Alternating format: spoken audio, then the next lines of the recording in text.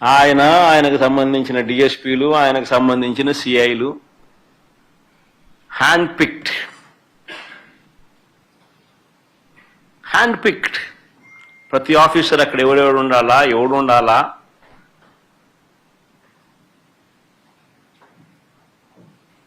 ఎస్ఐలు ఎవడు ఉండాలా, సిఐలు ఎవడు ఉండాలా, ఆ లిస్ట్ మాకు సరే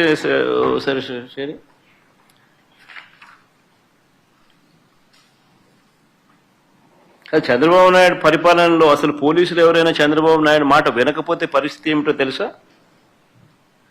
డీజీ స్థాయిలో ఉన్న అధికారులు సైతం జైళ్ల పాలు. పిఎస్ఆర్ ఆంజనేయులు జైలు, దళిత వర్గానికి చెందిన డీజీ స్థాయి అధికారి సునీల్ కుమార్ అరెస్టెడ్, మరో additional DG Sanjay arrested, DIG Vishal Gunni arrested, case booked. BC వర్గానికి చెందిన ఐజీ కాంతిలాల్ రాణా కేసెస్, ఇంకా తదితరులు ఎంతో మంది సస్పెండెడ్, హెరాస్డ్, అరెస్టెడ్ కేటగిరీలో. మరెందరో ఎస్పీల మీద తప్పుడు కేసులు పెట్టి విచారణ పేరుతో వేధిస్తా ఉన్నారు. వీరి కాక 4 నాన్ క్యాడర్ ఎస్పీలు, ఒక కమాండెంట్ స్థాయి అధికారి, 22 మంది అడిషనల్ ఎస్పీలు, 55 మంది డిఎస్పీలకు పోస్టింగులు లేవు. మరో 6 డిఎస్పీలు, 3 అడిషనల్ కమాండెంట్లు, 2 అసిస్టెంట్ కమాండెంట్లు కూడా హెడ్ క్వార్టర్స్ లో రిపోర్టింగ్ చేయిస్తున్నారు. 8 మంది డిఎస్పీలను సస్పెండ్ చేశారు. వీరు కాకుండా మరో 80 నుంచి 100 మంది ఇన్స్పెక్టర్లు, 100 మంది కానిస్టేబుల్ వీఆర్లో ఉన్నారు. అంటే లిటరల్గా ఆయనకు సంబంధించిన ఆఫీసర్లు, ఆయనకు సంబంధించిన పోలీసులను తీసుకొస్తున్నారు, వాళ్ళకు కావలసిన పనులు చేయిస్తూ ఉన్నారు. చంద్రబాబు నాయుడు చేస్తూ ఉన్న కరప్షన్లలో వీళ్ళందరూ భాగస్వాములు. డిఐజీ ఆధ్వర్యంలో కలెక్షన్స్, మాఫియా రింగ్ లీడర్ ఎవడంటే డిఐజీ.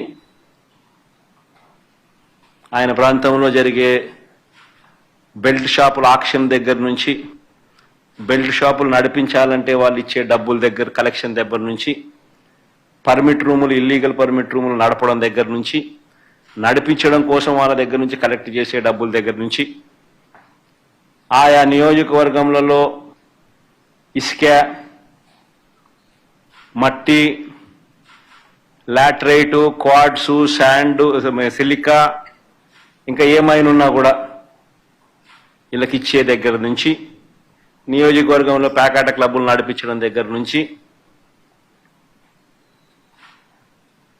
నియోజకవర్గంలో ఏ పరిశ్రమ నడవాలన్నా కూడా వాళ్ళను సైతం బెదిరించి వాళ్ళు కూడా డబ్బులు ఇచ్చే దగ్గర నుంచి డిఐజీలే పంచుతున్నారు. ఎమ్మెల్యేలకింత, చిన్నబాబుకింత, పెద్దబాబుకింత అని చెప్పి సిఐల ఆధ్వర్యంలో నడిపిస్తూ ఉన్నారు.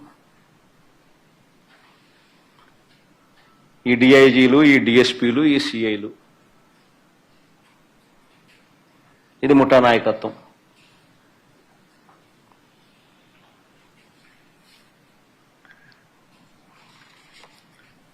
మరి నేను అడుగుతా ఉన్నా, ఇలాంటి సమీప బంధువు తెలుగుదేశం పార్టీకి సంబంధించిన ఈ కోయా ప్రవీణ్ అనే ఈ వ్యక్తి డిఐజీగా తాను దగ్గరుండి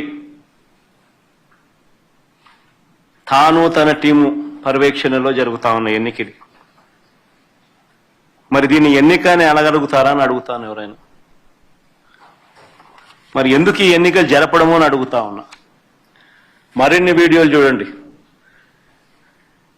ఎలా జరిగాయో మీకే అర్థమైతే. ఉదయం 4 గంటల నుంచే పులివెందుల మండలం ఎర్రపల్లిలో పోలింగ్ బూత్ను టీడీపీ వాళ్ళు అధీనంలోకి తీసుకున్నారు.